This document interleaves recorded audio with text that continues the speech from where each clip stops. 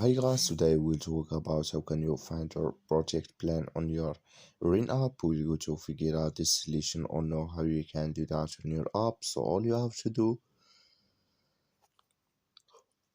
just go up, click here in this sign here in app. So then it's going to show for you like this. Then all you have to do, just click here on project plan here. So then it's going to take you here in this list. So just switch into open video.